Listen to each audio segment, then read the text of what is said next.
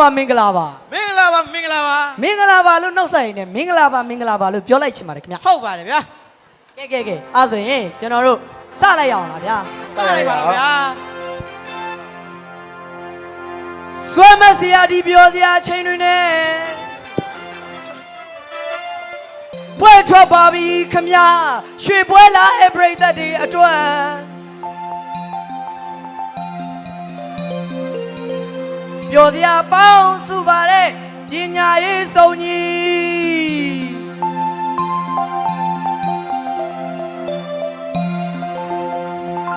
ကောင်းပါဗျာကောင်းပါအုတ်တာပဲကူတမှုထူတဲ့ဒိုးရွှေပြည်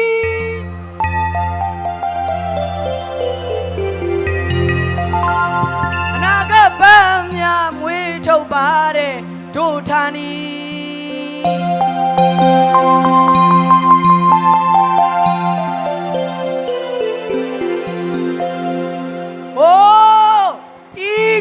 ဆိုရဲဒိုးကြောင့်အမည်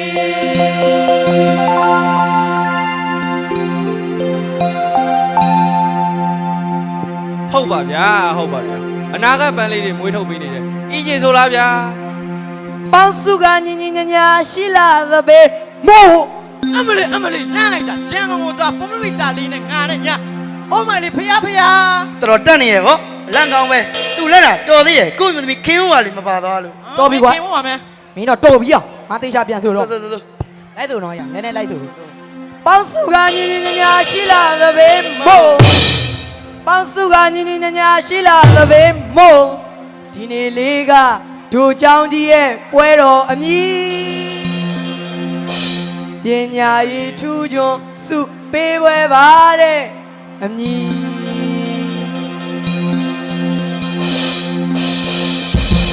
ဟုတ်ပါတယ်ဗျာဒီနေ့လေးကကျွန်တော်တို့အကြောင်းရဲ့ပညာရေးထူးချွန်စုဝေးပွဲပဲဖြစ်ပါတယ်ခင်ဗျာကြွရောက်လာတဲ့အပရိသတ်များကျမ်းမာလို့ကျမ်းမာတော်မူကြပါစေခင်ဗျာ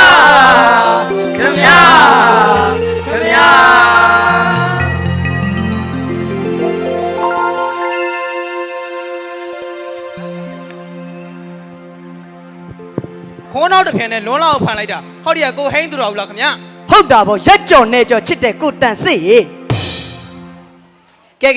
ဟိုဘက်ကလူတကာရင်ခွင်မှာစွမို့တဲ့ကိုဘုံပြည့်အောင်လားခင်ဗျာဟုတ်တာဗောဗျာဟိုဘက်ကလူတကာရင်မှာအကျဉ်းနာထူးတဲ့ကိုဟိန်းသူတော်ဘူးလားဗျာမြောက်ပြန်ပြီဗျာကဲဟိုဘက်ကလူတကာရင်ခွင်မှာအေးတဲ့ကိုမေးသစ်ဖြိုးလားခင်ဗျာဟုတ်ပါတယ်ကိုစောကြီးပဲလေဟာတယောက်ပြီးတယောက်မြောက်နေကြပဲဗျာကဲဟိုဘက်ကထောက်ထောင်မော့နဲ့ကိုမြွန်းသူရင်လားခင်ဗျာဟုတ်တာဗောကိုဟိန်းသူရဲ့ဟိန်းသူအောင်ရဲ့ဟုတ်တာဗောကဲနောက်တစ်ယောက်ဟိုဘက်ကအောင်တကအောင်နဲ့ကိုမျိုးအောင်ရင်အေးမင်းမဘာလို့ဟာရှင်ယောက်ျားဟာမင်းတို့လည်းရုံစရာကြီးမင်းကလည်းကွာရောင်တာအလက်တော်ရောင်တတ်တာပဲကဲဟိုဘက်ကမွတ်တွမတ်တက်နဲ့ကိုအောင်ဖုံးကလားခင်ဗျာဟုတ်ပါတယ်ကိုဟိန်းသူအောင်ရေးဒီနေ့လေးကဘာပဲလေဗျဒီနေ့လေးကကျွန်တော်တို့အီးဒီကျောင်းရဲ့ပညာရေးထူးချွန်စုပေးပွဲပါတယ်ခင်ဗျာစုရီပြီးတော့ကျွန်တော်တို့အကြောင်းသားကြီးပျော်ကြတာပေါ့ဗျာမပျော်ဘူးလားဗျာတော့ပါတယ်ပျော်ရလုံးနေနဲ့ငါတို့လာပျော်နေတာဟိုမှာသိလားမွေးသမီးခင်ကြည့်နေနော်ဟဲ့ကြည့်နေပါဟိုမှာမင်းတိုက်ဘိုးတွေကုန်းနေအင်ကြီးဘိုးတွေကုန်းနေပစိုးဘိုးတွေကုန်းလို့တဲ့ဟဲ့အဲ့ဒါရှော့ရှိပါခဏရှိတာဟုတ်ကွာဘာပြောမှလည်းမသိဘူးမေတော့စိတ်မစိုးအောင်နော်အဲ့ဆေးရကြော်လေးတက်လာအတင်းပါငိုင်းလို့ပါရတာပါတီချယ်ကတီးရလေမပေါအောင်ဆိုရင်တင်ချအင်းသားအများကြီးပေးမယ်လို့ပြောတယ်ပြီးတီချယ်ကြီးရလေမပေါအောင်ဆိုရင်စာရီအများကြီးချက်ခိုင်းပါတယ်အားကြောင့်ပါလိုက်ရတာပါပြီးရင်လေဆရာဦးမျိုးတန်လည်းလာမဲ့ဆောင်ပွဲမှာအန်စင်းနေမင်းမယ်လို့တောက်ပြောတယ်အားကြောင့်ပါလိုက်ရတာပါစိတ်မစိုးမှနဲ့တော့မမေနော်တကယ်လို့ပြိတ္တကြီးရှိရစစ်ရုံငွေတွေရရင်မမေကိုပြန်ပြီးပါမယ်နော်ဟဲ့ခါနေပါဦးဘယ်သူကငါတို့စူးကြမှာမဟုတ်လို့လဲကွာမင်းကလည်းပြိတ္တကြီးရစူးကြမှာဟုတ်တယ်မလားပြိတ္တကြီးပါပြီသွားပြီကွာအချက်တွေကွာခဏကွာအရေးမကြီးဘူးရပြန်ပြီးတော့ဟိုပါပြစိတ်မစိုးပါနဲ့နော်မမေနော်တကယ်တာပြန်ပေးပါမယ်နော်မမေနော်စိတ်မစိုးပါနဲ့မင်းကလည်းချွတ်လိုက်ရလွန်ပါလေရောရုပ်ရည်နေကိုရင်ရဲ့ကြိုးစားလောက်အောင်မရတယ်ကဲနေအောင်ငါမေးအောင်မင်းတို့ကောင်းနေမေးမင်းတို့ဒီလားဆောင်းဝဲမှာအော်ရံကကြားတယ်ဟုတ်လားမင်းကလည်းအေးစေးအိန္ဒိယဘေဘီပါကွာဟာရဘာလဲဘာလုံးကမင်းစကားအိန္ဒိယဘေဘီဆိုတာ တိယူလားအိမ်ရောက်ပြီ မသိဘူးက ဟာပြောပြအောင်ကိုဘုံခဏလာအောင် သွားလိုက်ပါကွာသွားလိုက် အဲ့လေနော် ဘာလို့မှမသိ အိန္ဒိယဆိုတာ ကလားလေး ကလားလေ ဘေဘီဆိုတာ ကလေးလေး ကလားကလေးဆိုတော့ ကလေးကလားပေါ့ကွာ အေးကွာအဲ့ဒါမင်းတော်တော်ရနာလား အဲ့ကောင်ထပ်မေးရောထပ်မေးအဲ့လိုပေါ့ ဆိုတော့ကျွတ်တယ်ရော ပစိုးတော်ကျွတ်နေပြီကြည့်ရော တော့ကကျွတ်ကုန်ပြီ မေးရအဲ့ကောင် ကြိုက်တာမေး မေးပြီတိုင်းကနဲ့ elephant ဘယ်ဟာပိုကြီးလဲရ elephant ကိုကြည့်တယ် မောက်ကရပြောမယ်တိုက်ကားပူကြီးရဲကွာမင်းက ဟာဘာလဲရ ဘာတော့ဟာ ဘာလဲရဘာလဲရ တိုက်ကားပလင်းရကြီးပဲလေအမြောက်နဲ့အေးစိတ်နေတာပဲကြိုက်တာ ကြိုက်ပါဘူးဖယားမကြိုက်နမကြိုက်တေးတေးရဲ့တော့ဖေပဲကြိုက်တဲ့ဟိုမှာမင်း မေးဖေကြည့်နေပြီမေးဖေကြည့်နေတယ် အာနာလိုက်တာဦးလေးရဲ့ အားလိုက်တာဦးလေးရဲ့ ကဲလာအားတရဒီချေကြီးဒေါ်တီတာချစ်ရဲ့ချစ်ဆုံးတစ်ဖက်လေးမေးမယ်ကွာ မေးအကုန်ရတယ် မင်းတမိုင်းမေးမယ်နော်မင်းဘိုးကျော်အောင်ဆန်းတတ်တာဘာတူလဲရ ရငါမကြောက်ဘူးနော်ငါင်းနဲ့ကြောက်မလားကိုဟင်ကိုအကောင် ဟဲ့မင်းဘာစကားပြောဘာစကားပြောဟဲ့ငါအိမ်ထဲကငါချောင်းစင်းတာနဲ့တန်းနေ တော်ပြီငါတတ်တာမင်းတို့ဟာနေလာကရန်လာပြတာကြာနာပဲအာနာလိုက်တာဘိုးကျော်ရဲ့ဟာဟေ့ရ အဲ့ကောင်လိုက်အားနာနေဟဲ့အဲ့ကောင်လိုက်အားနာ ခဏနေမင်းခဏနေရော အားနေကောင် လာအားတရကောင်းတယ်သူ့အတန်းမှာလေတင်ညာဆီယာမတီချက်ကေတီဆိုတော့ ချက်ကီတီတပက် မင်းဆီယာမမျက်နှာငယ်လို့တော့မရဘူးနော် ငါဆရာမမျက်နှာမငယ်သေးအောင် အော်မေးပြီမင်းတရားတဲ့ကတစ်နုံဘာကြံလဲရ မင်းကလည်းခလေးကလားနဲ့တရားတွေကတင်းနှုံရင်တုံညာနှလုံးကျန်နေ ဟမ် တုံညာနှလုံး ဟာအော်တီးရရ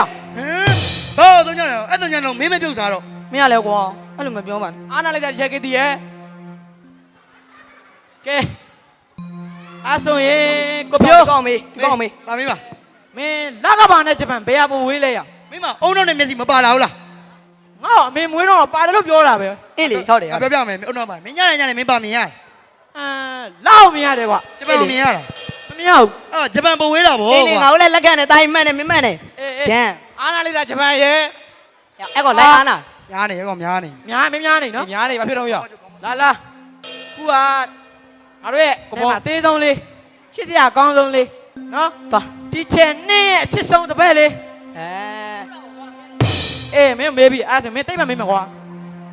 မင်းမိုးကြိုးပြစ်တော့အရင်တွေ့ရပြီမိုးချင်းတော့နောက်မှကြာဘာဖြစ်လို့လဲရ မင်းအုံတော့ပါတယ်လေကွာမင်းမ အေးပြောပါဦး ရေလုံးကအရှင်းပါရှိနေရက်ကနောက်မှကတ်နေလို့လေကွာ အေးလေကွာ မင်း ဟုတ်တယ်ကွာ အာနာလိုက်တာဒီချက်နင်းရဲ့ဟေ့ရ အဲ့ကောင်မေးတော့အဲ့ကောင် မ မေး င်းတော်တော်များပါ ညားနေကောမေးပါ လာမင်းမလားရှင်းတော့ကလား စစ်ချောစစ် ဟာမင်းမင်းနှက်ပြီးသွားခြင်းဘယ်လိုလုပ် မင်းကလည်းနှက်ပြီးသွားချင်တာများသေလိုက်ပေါ့ အေးလေတေးလိုက်ဗောမင်းကနှက်ပြီးသွားခြင်း ရောက်ဖို့ပြရမှာ ဝဲအားနာလိုက်တာနှက်ပြီးရဲ အာ ငါလုံးမျိုးသားတွေရောက်သွားပြီ တော်ပြီကွာမင်းတို့ကဘာတွေပြောနေကြမှလည်းမသိဘူးငါမေးတယ်အကောင်းလည်းမဖြစ်မင်းတို့ကစိတ်ကောက်ပြီတော်ပြီ စိတ်ကောင်းပါ စိတ်ကောင်းနေရစိတ် မ ကောင်း ရဘူး စိတ်ကောင်းနေဒုက္ခကြီးကြောက်တယ်မင်းသမီးခေါ်လဲရောက်လာဗျာ ကဲစိတ်ကောက်နေတဲ့ဒုက္ခကြီးကိုချက်ဖို့တော့ညရင်မရင်နဲ့အသင်းကြမှာတဲ့ဘာမှလာနေစီမောင်ရဲ့မုံရွှေဆိုတဲ့အချောလာကညာတင်ဆန်းဝေတဲ့ဤပုံချစ်ဆိုတဲ့မင်းသမီးချော်လေးလာရဲ့ဗျာ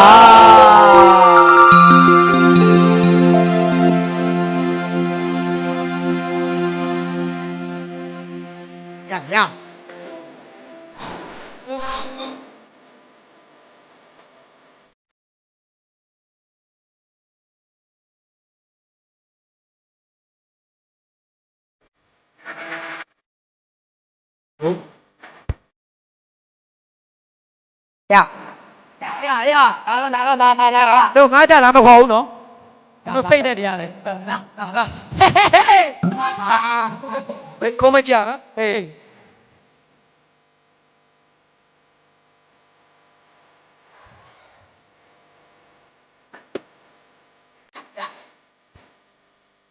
လေ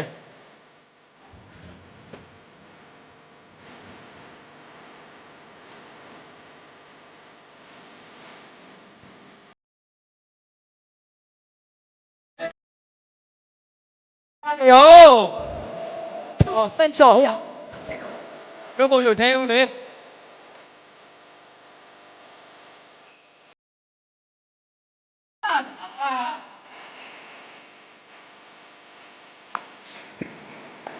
မိလေးကလှလိုက်တာဗျာ အကလာနဲ့ဖြောပြနေရတော့ကျွန်တော်တို့သတ္တမနဲ့အကြောင်းသူလေးမအီပုံဖြစ်ပါရဲ့ဗျာ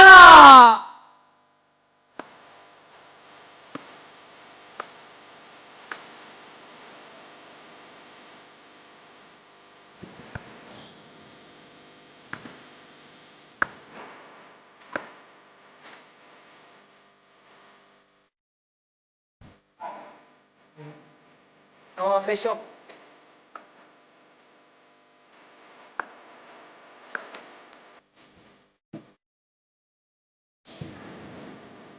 好高兴，好高兴，高兴。看到你阿米。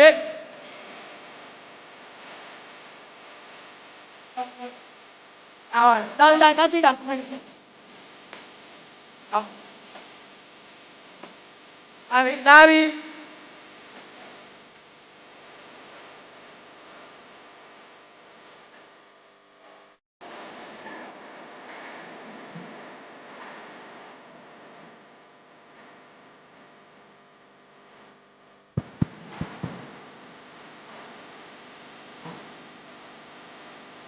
Hello? No?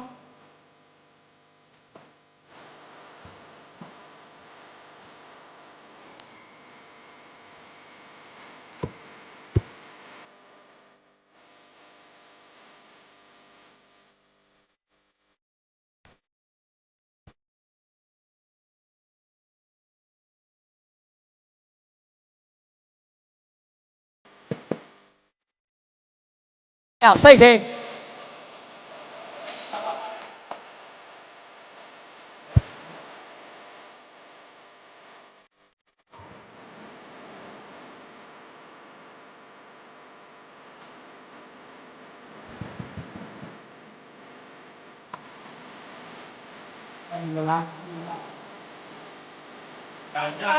Cô gì đó?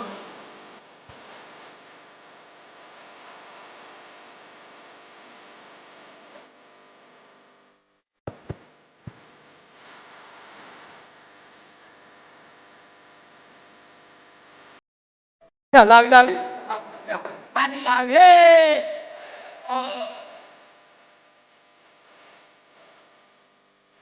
vào đi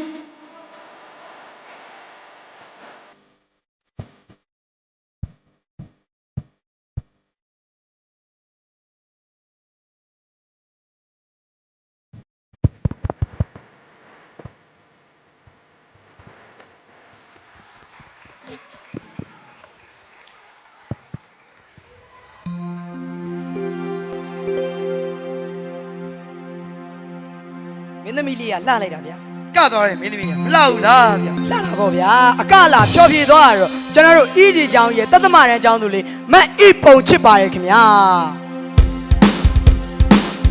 ဘာဖြစ်လဲဘာဖြစ် ရင်လားသူနေနိုင်နေငါရဲ့တဲတွေကတွင်ကျိ ဘာဖြစ်နေတော့ကွာ အဲ့ဒါဘာဖြစ် ရှင်ထဲမှာပြောတဲ့စကားတွေအရင်များနေပြီ ဘာပြောနေ ဘာများနေတော့ ငါကြောင်အကြောင်းနဲ့လေ ဟုတ်တယ်ငါတို့လည်းပြောတဲ့အများနဲ့ကဲဆရာဟေးကျွန်တော်ရင်တွင်းပြစ်စကားကြီးပြောဖို့အတွက်တချင်းလေးတစ်ပုတ်လောက်ဆရာဟေး 1 2 3 ရာရဲ့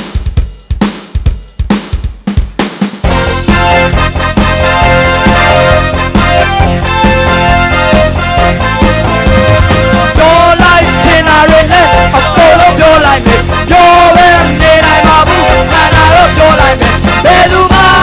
ကြားကြတယ်ဘယ်သူမှဆွဲရတယ်ဘယ်ဟာလို့ရှာမယ်ဟုတ်ပြီနော်ကဲဘသူအရင်ပြောမလဲ ငါပြောမယ် အေးမင်းကဘာကြောင်ပြောမှာ ကျောင်းဆရာမကြီးကျောင်းမို့ကွာ အေးငါတို့လည်းလိုက်ပြောမယ်တိုင်ချ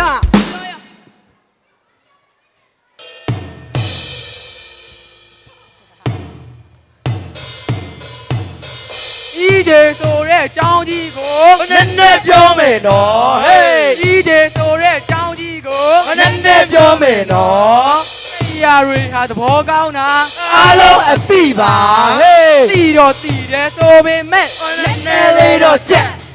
ဖို့ဟာမလုံးသားရဲ့ အဒီဟာမလုံးနဲ့ငါသားရဲ့ရမ်းပဲချုပ်ချယ်တယ် ချုပ်ချယ်လွန်သောစိတ်ရများမကူ ကူလေးတော့မကထ စပရိတ်ဆိုတာဖိလွန်ရ ရုံးကန်တတ်တည်ပင်တတ်တာတို့ရဲ့စိတ်ရများမချုပ်ချယ်ပါနဲ့တာစိတ်ရတဲ့ပဲဆက်ဆံရေးအားလုံးစင်ပြေဟေးစိတ်ရတဲ့ပဲဆက်ဆံရေးအားလုံးစင်ပြေဟေး ဟာမင်းရလေဆရာကြီးကချုပ်ကြတယ်မဟုတ်ပါဘူးကွာငါတို့စီးနဲ့ကန်းနဲ့ထားတာပါကွာ ဟုတ်ပါလေကွာပြန်ဆုံးမရမယ် တေးကြပြဆို ထားရမှာဟုတ်ကွာ โอเค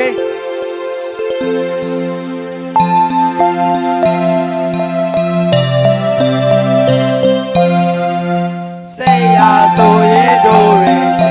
စကားအမြင်လာထောင်လေးချုပ်ချယ်လို့ရေရုံကန်တယ်ဖြေချော်ပေးဖို့ပြောရတယ်အမအမှန်ခွဲကြတယ်သင်ကြပေးရဲ့မျက်စရာလေးစိတ်ရှိခေခေပြစ်တာပေးတွေထွေကြစို့လေ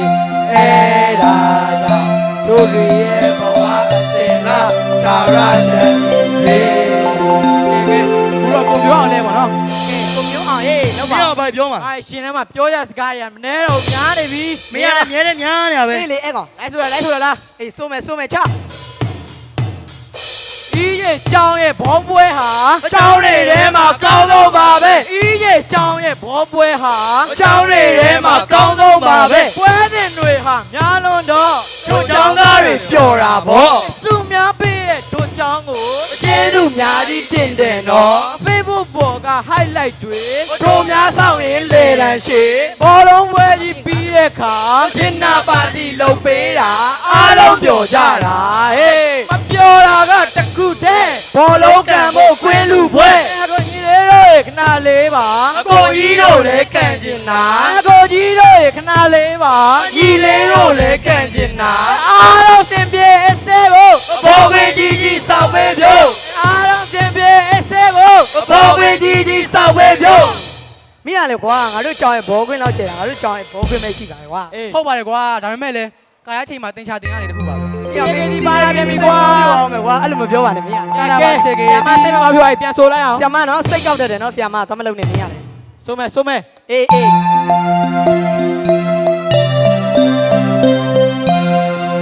ဘောလုံးပွဲရေးစင်ကားလေလူချမ်းပါရေးအတွက်ကောင်းပါလေစုရီဘေးကပါတီလို့တော်ဒီကများကချီလူလေကောင်းပြီးသေးပါစိတ်ဆိုကြတို့ချောင်းသားရဲ့အားနဲ့ချင်းဖုန်တွေရောထွေးတဲ့ဝင်လေတို့များခံကြလေအဲ့ဒါကြောင့်ဘောကွေကြီးကြီးစောက်ပေးကြပါစေ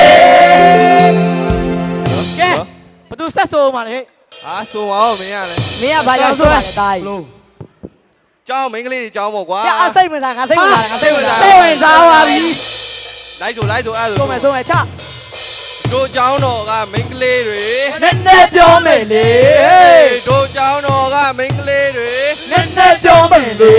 အိုးဇပင်ရှည်တွေခက်ခါရန် ကျိုးနဲ့စီးပါအမြဲတမ်း အတစ်တောင်ကနဲ့ညီမလေးတွေ စာတွေကိုပဲဖတ်စေခြင်း အခမ်းမတူသူတငယ်ချင်းများ အားလုံးကလည်းညီမများ မခင်ခင်မင်မင်ဆက်ဆံထား အချင်းနာမေတ္တာပွား ဟိုမာကြီးက iPhone လေးဒီမာကြီးက my phone လေး ညံ့ညံ့ဆက်ဆက်ရှင်းပြနေ တကူလေးတော့မှတ်ကာထား ရှင်းပြနေတာနေရမှာ လူဘောအလက်တင်တယ်ဖို့ ပညာဆိုတာအဓိကပြော လူဘောအလက်တင်တယ်ဖို့ ပညာဆိုတာအဓိကပြော မင်းရလေကွာမိန်းကလေးဆိုပြီးမရှိရဆရာမမကြိုက်မြန်ငါတို့ကြိုက်ပါတယ် အလေအလေအလေ ကြီးစိတ်ဆိုအောင်မပြဆိုလား ပြန် အမှန်ပါတယ် ပြန်သူပဲနော် အေးပြန်ဆို ပြန် က ဆိုပြန်ဆိုမယ် အနာဘူးကောင်ကြီးဖြစ်တော့ မင်းနာဘူးပဲ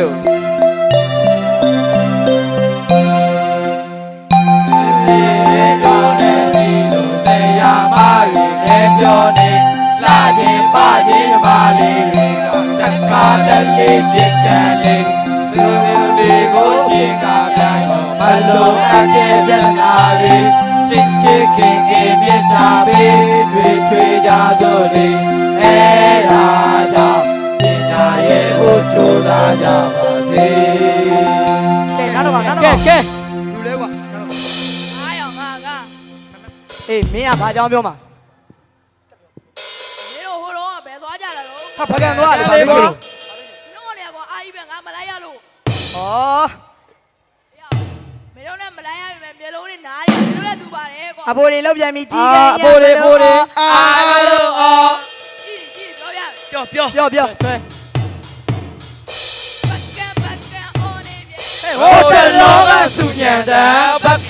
ကအော်နေပြန် ဟိုတယ်လောကစုညံတန် ရက်တွေထားတဲ့ဒီဘက အိမ်တွေမှာလဲငိုကြပြန် တစ်တော်မှာခုံထားတော့ ဘတ်ကန်ခေါ်လေး post ဖိုးဦးလေးကြီးလွမ်းပါသည် အတီဦးလေးကြီးလွမ်းပါသည်နာကြကပ်ပါသည် လွမ်းလာမလွမ်းလာတာနေတော့ တစ်ခုလေးတော့မှတ်ထားအောင် မမကချောလိုက်တာ တနခါလိမ့်မယ်ဗျာ ဒီညီမလေးက လာလိုက်တာ တနခါလိမ့်မယ်ဗျာဟေး အမတ်တကယ်လေးရတော့ အန်ဒီကြီးနဲ့ပေါ့ အတရားကိုလည်းကန်ကြီးသည် အားလုံးပြောကြသည် ဟေးမပြောတာကတခုတဲ့ စာမေးပွဲပါပဲဟေးမပြောတာကတခုရဲ့စာမေးပွဲပါပဲဟေး ရဘကတော့ပြန်သွားကြပါနော် အေးလို့ ရေတော့ဟောတယ်ကွာ ငါကမဝသေးဘူးငါ3လအိတ်4လခီးသွားခြင်းနာ ဟာမင်းကလည်းအဲ့ဒါနဲ့ငါပြောပြမှာပေါ့ကွာအီးကြီးချောင်းကိုဘကံမီရွှေ့ထားတယ်ပေါ့ကွာ ရွှေလို့ရရင်ရွှေချင်တာပေါ့ကွာ ပြန်ဆိုရမယ်ရောပြန်ဆိုရမယ် ဆို ဆို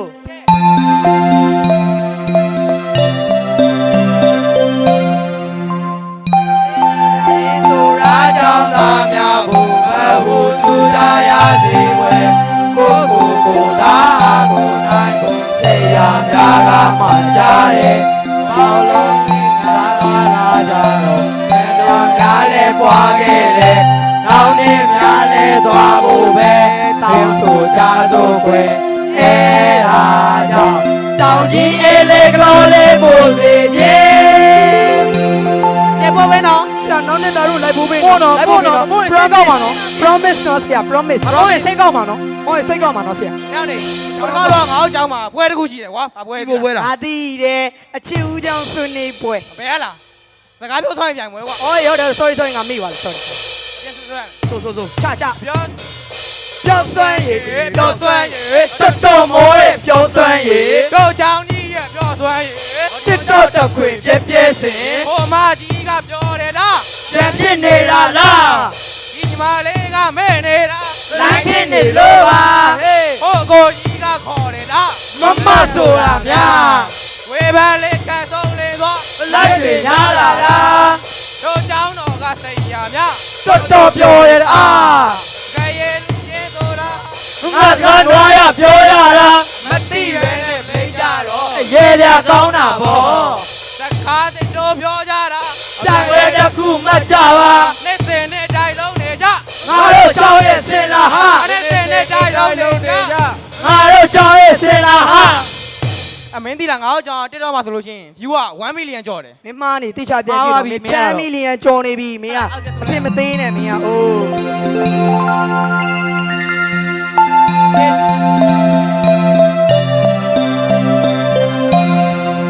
တစ်တော်တွင်မာရှာကြည့်လိုက်တော့သူအင်းကြီးရဲ့ပိတ်ချလေး view တွေလိုက်တွေမိရဲ့ချီတော့စေရတွေလည်းဖြစ်ကြလေ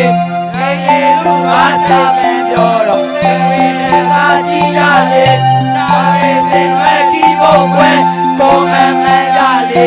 အဲ့ဒါကြောင့်ဒီမှာလည်း subscribe လုပ်ပါစေအသေးသေးတွေကိုကြားဖို့တော့ကျွန်တော်တို့ EJ Private တောင်းရဲ့ YouTube channel လေးကိုလည်း subscribe လုပ်ပြီးတော့တောင်းဆိုကြပါတယ် ဆွတ်ခွက်လုပ်ပေးတဲ့ဦးတယောက်ချင်းစီတိုင်းကျွန်တော်တို့ကိုလူချောလေးတွေဖွဲ့ရအာဘွားတယောက်တစ်ချက်စီပေးမှာဖြစ်ပါတယ်1 2 3အာဘွားဟေ့ရဒီထဲမှာမန္တလေးသားပါလားမန္တလေးသား ပါတယ်မန္တလေးသားရန်ကုန်မှာမွေးတာ အာမင်းကိုရန်ကုန်သူလေးကနောက်အင်္ဂါအားလာတဲ့နောက်အပန်းအင်္ဂါ ဩကိုဟင်းကအနောက်တန် ဗျာ အစအနောက်တန်လေ ဟုတ်တယ်ကျွန်တော်အ ရ စား န်ကုန်သူလေးမလားခေါ်လိုက်က ဲရန်ကုန်သူလေးကိုခေါ်လိုက်အေးများလေလာရောင်အရေးအဝဲလေးလက်တောက်ပါနေတဲ့ကျေတာရလေးများလို့ချစ်စရာအတွင်တရန်ရှိလာပါတဲ့ချောနမငယ်စကားတီးတီးတရာပြောတတ်တဲ့မင်းသမီးချော်လေး ပြည့်ကျစင်တာရဲ့ခင်ဗျာ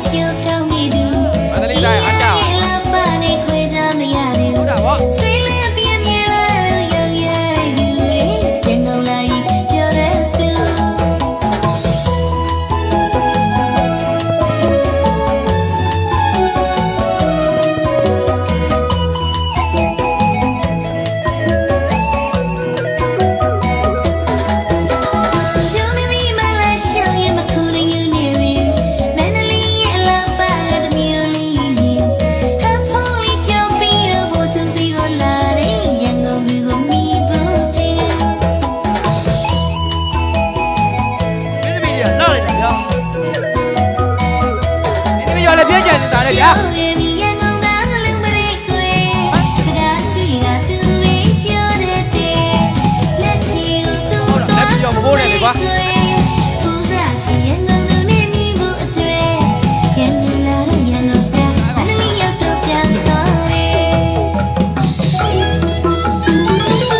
ဟေးဟေး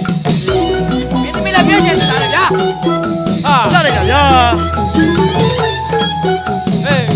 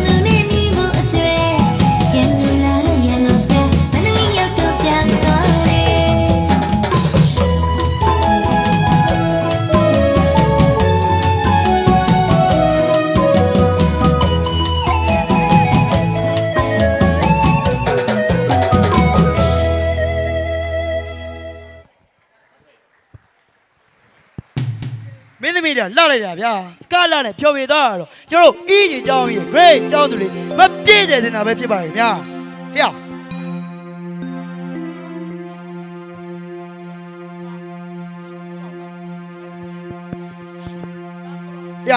ဟိုဘက်ရှိမင်းနဲ့မြေးပြေလုံးမရမင်းရတာရ ဟာမင်းကလည်းစိန်လိုက်လေကြာလာလို့ အဲ့ညောင်းလာကြီးမင်းနဲ့ရိုးမြေးပြေမလို့ကွာပတ်သက်ကြီးလောင်းမရ ဟာမင်းကလည်းရတာ ထုတ်လိုက်ကွာတော့ပါလာရဲ့ပါရတာမင်း ပါတာဗောမင်းကလည်း ဟုတ်လားမင်းကမေးမယ် ဒီကွာကြိုက်တာမင်းရတယ်ရအောင် မင်းကမေးမယ်စားလို့မရတဲ့ကဘာသီးလဲရ ဟာစားလို့မရတဲ့တီးမြတ်ကွာမင်းကလက်တီးဗောကွာ မားရီနို့သီးကွာ ဟဲ့နိုးသီးစားလို့မရအောင်မင်းဘာလို့ပြောလဲ မင်းစားဘူးလို့လား မစားဘူးမင်းစားဘူးလို့လား တဲပြီနော် အေးမင်းညစ်တယ်နော်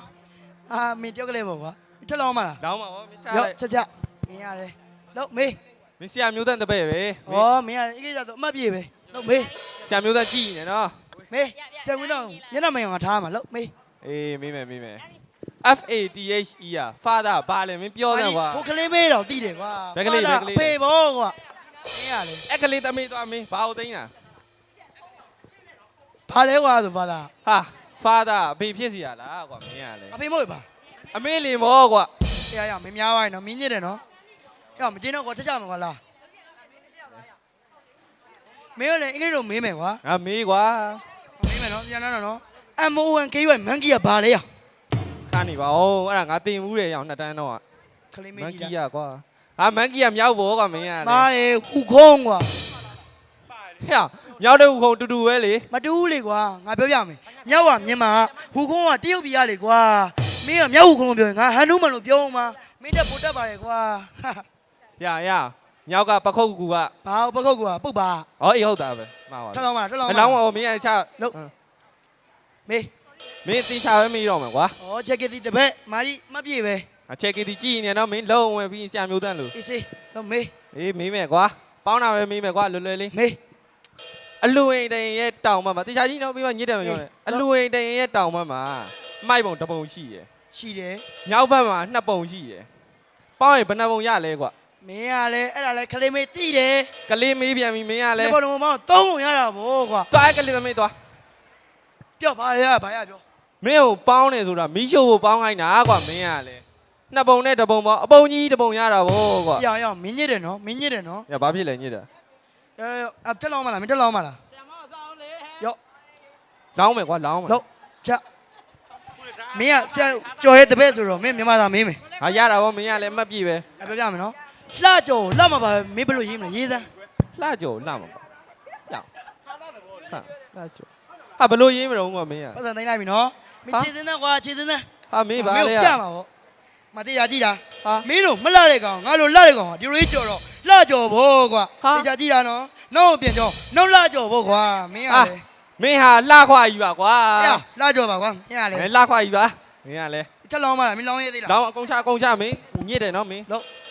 ချတယ်ကွာကိုချတယ်လို့ အုတ်ကန်ကိုကာကြီးမပါပဲဘလို့ရေးမလဲမင်းလှုပ်ရေးစမ်းကွာ ဟာမင်းငငယ်မြန်မာသားမတင်ခဲ့ရအောင်လား ဟာတင်ခဲ့တယ်လေမင်းကလည်း ပြော တင် ပြ တာ မယ် ဗော အခေယာရေအုတ်ကကြီးနှလုံးစင်းတော့အုတ်ကန်ရတာဗောကွာ ဟာအုတ်ကန်မအကာကြီးမပါပဲရေးခိုင်းတာလေ ရမင်းကတမင်တသက်ညစ်တာရ သိကျင်တယ်မလား ဘယ်လိုလဲပြော ပြောပြမှာတိမ့်လိုက်တော့မယ်ကွာပတ်စံကတော့စားလိုက်ပြီကွာ ပြော ပြောပြမယ်နော်စိတ်မဆိုးနဲ့ကွာမင်းကိုဟော်ရီလို့အုပ်ပြီးဟော်ရီလို့ကန်တာအုတ်ကန်ဗောကွာမင်းကလည်း မင်းပေါ့ငေါ့ကန်တာ ဘာဖြစ်လို့မကျင်တဲ့လောက်ကတော့ဘာဖြစ်လဲကွာ အေးအောင် ပြဘာဖြစ်လဲဘာ ကဲဘာတွေဖြစ်နေကြရလဲ ဟုတ်တယ်ဟုတ်တယ်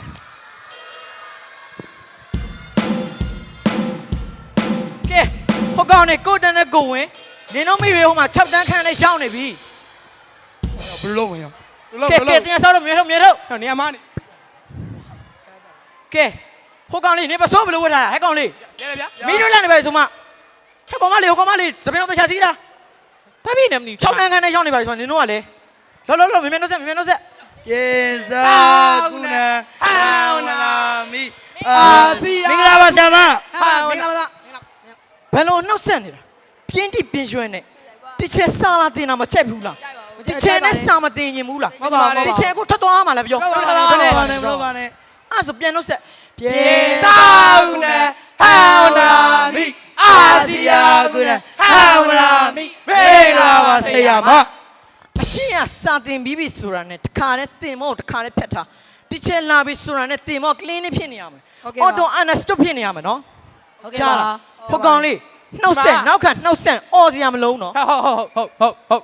ဟုတ် တီချဲ အေးသမီးလေးပြော သမီးမွေးနေမလို့မမေကအိုစိတ်ကနေမှလာရှမ်းကိုထဲ့ပေးလိုက် တစ်ချက်ကလေမာလာရှန်ကိုဆိုရင်စက်သားနဲ့ကမစားတတ်ဘူးကြက်မဲနဲ့ပဲစားတတ်တာ allergy ရှင်းလုံးလေသိလား စီဖူးနဲ့ထဲ့ပေးလိုက်တယ်စီဖူးနဲ့ စီဖူလားတစ်ချက်ကစီဖူကိုလည်းတိတ်ကြိုက်တာသိလားဒီသမီးမာလာရှန်ကိုလေးပဲလား မဟုတ်တီချဲတော့ပါသိတယ်ပါ ဘလို့ကြော်လိုက်တာဟောကောင်တွေ့လားငါသမီးရနော်နင်းတော့လည်းမဟုတ်ဘူးကွာ ဆရာမ ဘာ အဲ့လိုဖက်လိုက်လို့တချမ်းသားအောင်ပြီးလိုက်နေတာ ဟုတ်တယ်တချမ်းသားအောင်လေအဲ့ကြမှာ ဆက်လိုက်နေတာ ကဲအဲ့ဆိုငါဟိုတနေ့ကချက်ခိုင်းရတဲ့ဝတ်တွေရပြီလား ရပါပြီ တန်းတကယ်ရတန်းတကယ်ရတယ် သူရတယ်ဆရာမသူရတယ် ငါသမီးနေငါသမီးရချက်တည်းရခဏနေရော တားဆုံးမယ်ငါစားရတဲ့ကျက်ဘာလို့ဆိုရမလဲကျက် တဲ့လားငါ မိဘဝတ်ဆိုတာ မိဘဝတာကိုစုရင်ဆရာဘေးမခန့်ကျောင်းမရန်ဖြစ်ရင်နေကျူရှင်ငွေပေးအောင်မြင်ရေးလွယ်ဝငါးသွဲဖခင်မဲတို့တာမလိုက်တာ သမီးမှန်တယ်သမီးရဲ့ तू ဆိုတာလေ ဆရာမမှတ်ထားတော့ဆရာမရတယ် အဲ့ဆိုရင်လားနောက်တစ်ယောက်တာသမီးဝတ် ရပါတယ် ဒီမှာငါဒီမှာ ရတယ် ရန်ဆို စုံမနော် ဆို စပကြိုက်တယ်လို့စုံမနော် ဆို စုံမနော် ငါ စုံမစုံမနော် ဆိုလို့ စုံမနော် ဟဲ့ဆိုပါဆိုဆို ကျွေးမွေးမှုပြက်မိဘဇုံကံအမွေပြန်လူအိမ်အောင်ပြုကြရောက်ခမမျိုးနွယ်လှုပ်ကျွေးတယ်ကျင့်ပွဲသားတို့သာ မားနေတယ် မှန်တယ်ချေ သူဟာသူတော့မှန်တယ် မှန်တယ် ဆရာမများနေပြီ ကဲအဲ့ဆိုလားတပည့်ဝတ်လေးဆို တားရတယ်ချေ ဆရာမသူရတယ်ဆရာမသူရတယ် သမီးနေရော တားဆိုပြမယ် သမီးငါသမီးလေရော တားဆိုပြမယ်စာကိုခိုးချစုံမပြန်အောင်တော်နဲ့ကြောင်းပြေးတင်နာမချက်ဇာိဒပြက်လို့တပည့်ဖို့မချွတ်ငါးခုသာ ဆရာမမားနေတယ် အဲ့တော့အဲ့ဆိုလားသမီးတို့တော့တစ်ချက် စိတ်ရဝတ်ဆုံး ဆိုပြသမီးဆိုပြဆိုပြ ကိုဆရာမဝတ်ပဲတဲ့ကျူရှင်ခေါ်ပြကြောင်းပြကောက်ခန့်လက်ဆောင်ဖန်ကခြေသေးလို့နှိတ်ကိုစိတ်ရတို့ရိတ်ဖို့ဝင်ငါဖြာ နင်တို့လည်းငါဝစ်ကြမှာငါမျက်နှာအိုးမတုတ်ထည့်လိုက်တယ်ဗောဟုတ်လား ဖေးမတော့တာ ဆရာမလာရှမ်းကိုမျက်နှာမထောက်တာ မာလာရှောင်းကမျက်နှာ အေးသမီးဟုတ်တာပဲသမီးရမ်းမနာနော် နောက်ကြလဲဝကျွေးအောင်သီးလား ဆရာမဖြည်းဖြည်းမလို့ ကဲကဲ တစ်ချက်နောက်သားဆောင်ပွဲကြရင်လေဟိုဟာတင်ချာကိုဘာလေးချက်ထားရမလဲချေ ငါနင်တို့ဘယ်နှခါပြောပြမှာတစ်ခါပြောပြအခန်းတွေကစုံမှဆိုမှအကုန်ရောအောင်ပါဗောနင်တို့မသိဘူးလား ဟမ် ဟမ်အကုန်ကအဆေးပေးမှာ ဟမ် တော့ ချဲရတယ်ချဲရစစ်ဆိုတော့လည်းအန်စင်းမပေါ် လေ လေ ဆီယမရဲ့ဖြေတွေကအကုန်အဆင်းမဲဆိုရင်လေတားတို့ရဲ့ဖြေတွေကအကုန်အဆင်းမဲပါ ရဟာလာတာလေအန်စင်းမဲပေါ့ ကဲကဲထားတော့လားတင်ညာစောတို့ โอเค ဟဲ့ဟိုဘက်ခံဘူးချင်း ဆရာကျော်ချိန်မှာ ဆရာကျော်လားအော်ဒီဆရာတော့ကနေပြန်ပြီလေခရမ်းနေရောဟော ဟေးဟေး နင်တို့ကောင်မျိုးငါကဲဟိုကောင်နေဒါဘဒုချိန် မနာလို့ဖြစ်နေတာ မင်းတို့ဆရာမရှိဆိုမင်းမြင်နေလေကွာဒီချက်ဟိုဘက်မှာစတင်တာမင်းတို့နားမလဲဘူးလားမင်းတို့တင်ချဆောင်းရိတ်ထုတ်ခဲ့နှခမ်းတစ်ခမ်းပေါင်းမယ်အတန်းကောင်းတာဘာလို့လဲစကားအတန်ထွက်တဲ့လူတွေအကုန်လုံးမှတ်ထား နင်းမလား ဆရာမလား ဆရာမ ဆရာမအတိုင်းရရှိတယ်မှာသူတို့တွေကကြိုက်နေဆရာမ ဘာမဟုတ်ချေဘာမဟုတ် နင်းလိုကောင်မျိုးကငါလိုတမင်းညွတ်တူနဲ့တန်လို့လားဟုတ်တယ်ဟမ်မတူမတန်မမှန်ဘူးခဲ့ ဟုတ်လို့ ကဲ နေစိတ်တမှတ်ထား သမီးငွေသုံးပတ်ကြီးစင်ရုံးမမီရွှေရုံးဝက်ဒီသမီးလေးရေ ရှင် တီချေပေးထားတဲ့ဆောင်းလေးရော အော်အဲ့ဒါသူ့စီမှာတစ်ချက် ငါမှမရှိတော့မြောင်တော့သွားဝအစ္စလာနဲ့တွင်လုံးပင်ခဲ့တာဟဲ့ နင်းအဲ့လိုပြောတယ်လို့လည်းငါအစ္စနာကိုပြောမှာနော်အစ္စနာကိုပြောတယ်လို့လည်းငါအဲ့လိုပြောမှာနော်နင်းမဟုတ်တော့ဘူးနော်နင်းအစ္စနာစာအုပ်ကိုလွတ်ပြလိုက်တယ်လို့လည်းငါအစ္စနာကိုပြောမှာနော် နေဟာနေပြောချင်းပြောမပြောချင်းနေငါလည်းငါစကားငါယုံတာပေါ့နင်လည်းနဲ့စကားငါယုံမှာပေါ့ငါလည်းငါစကားငါယုံမှာပေါ့ကြော်ပြီဒီအစ္စနာပဲတနေ့တနေ့တယောက်ဆောင်လို့မပြီးနိုင်ဘူးဗမာလည်းငါဆောက် အဲ့ဒါသူ့ကိုပေးလိုက်တယ် တကယ်အစ္စနာနဲ့တွင်လုံးပင်ခဲ့တာကြော်ပြီဒီအစ္စနာပဲ တိချန် ဟဲ့အေးသမီးလေးပြော သမီးနဲ့မကောင်း ဟဲ့နင်တို့တငယ်ချင်းလည်းမေးပါအောင်မဖြစ်နိုင်လည်းမသိဘူး သမီးမအေးကိုအောင်းဝင်းလို့ပါ ဟဲ့သမီးမင်းနေ့လည်းပဲထမင်းလာကြွားသေးလေဟဲ့ ဒီအိမ်ပြန်ချင်း သမီးဟဲ့တနာမှာကျောင်းထဲသွားကြမယ်လေ သွားချင်းဦး တချင်နဲ့ဆော့မယ်လေ သွားချင်းဦး အဲ့ဒါလည်းပြန် မတော်ချင်းဦးသမီးကြောင့်လည်းအိမ်ပြန်မယ်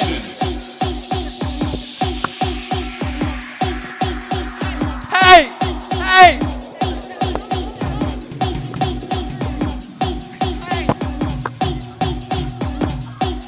အိမ်ပြန်မယ်အိမ်ပြန်တော့မယ် ဟဲ့ပြန်ကုန်ပြီငါတင်ချတင်အောင်မလဲငါစတင်အောင်မယ်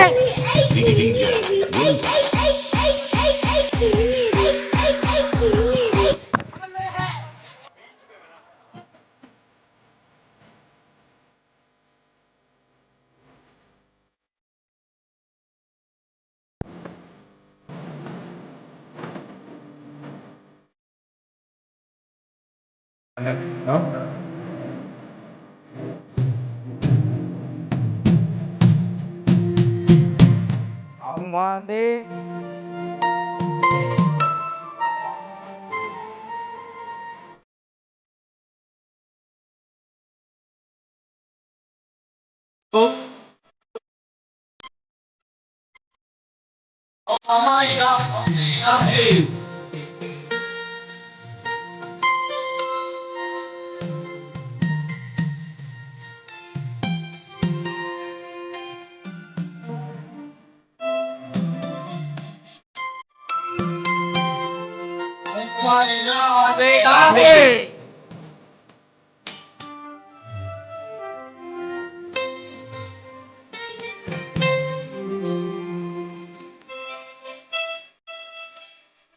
အောင်ပါစေ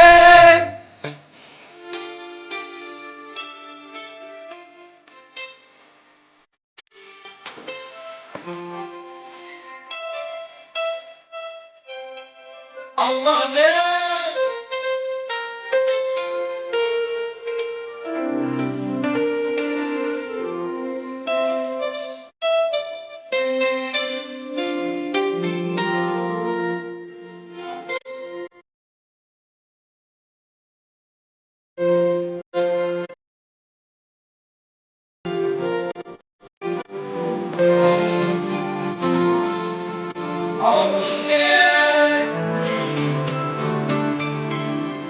အောင်ပါစေ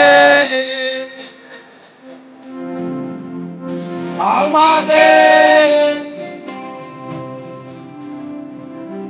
ပါစေ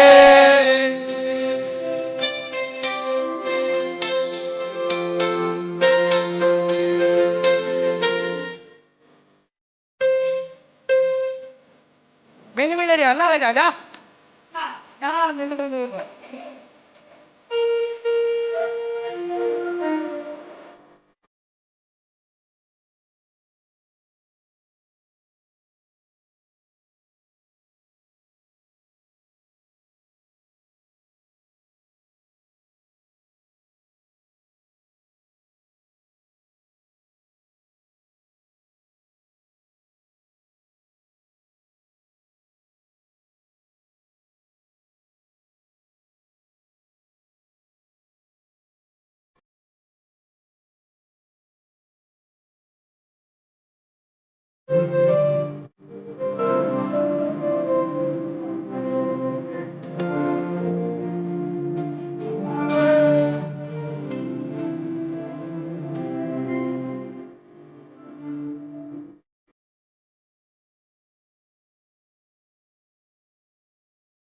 ပါတယ်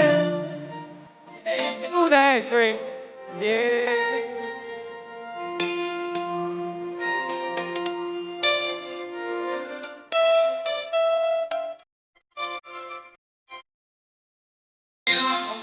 ဟေး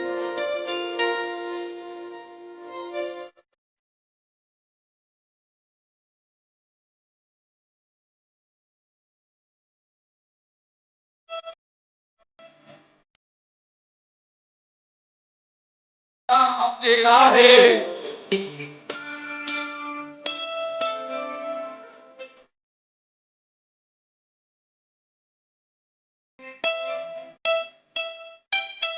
အောင်ပါစေ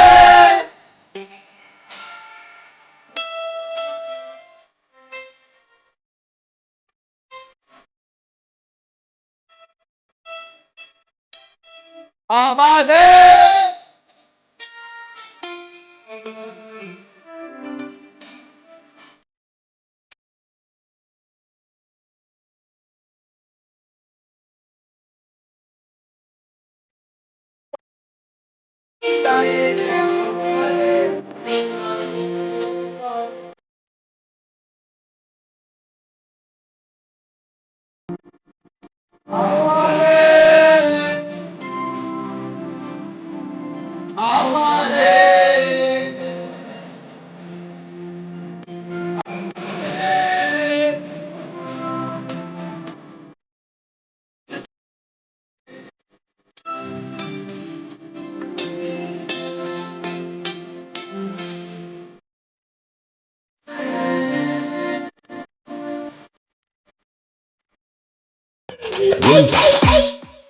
ကျန်းစီတာအောင်မြင်နိုင်တဲ့ဘုတ်အတွက်ကျွန်တော်တို့အီးချေညိတ်ကအောင်ပါတဲ့သချင်းနဲ့နှုတ်ဆက်လိုက်ရပါတယ်ခင်ဗျာ